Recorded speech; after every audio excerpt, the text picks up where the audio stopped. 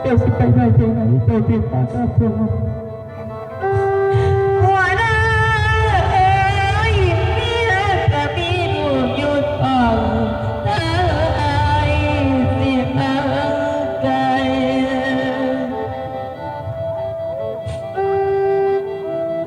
ว้าวที่เดียวพร้อมทุกที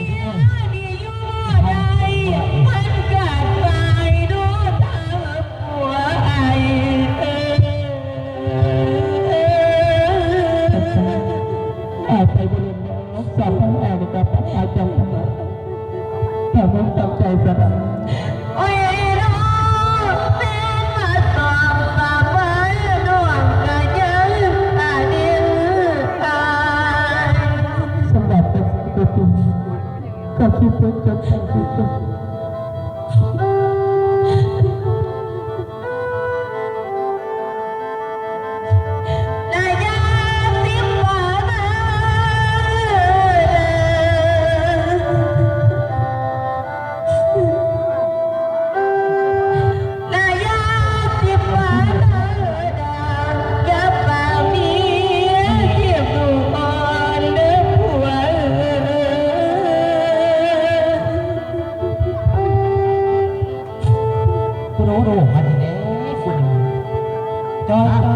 หัวหน้า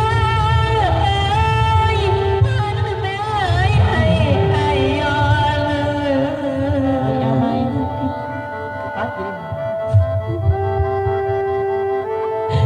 มาหาน้องหัวอยู่หัว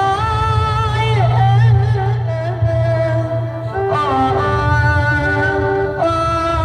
โอ้ยเลิกเกียง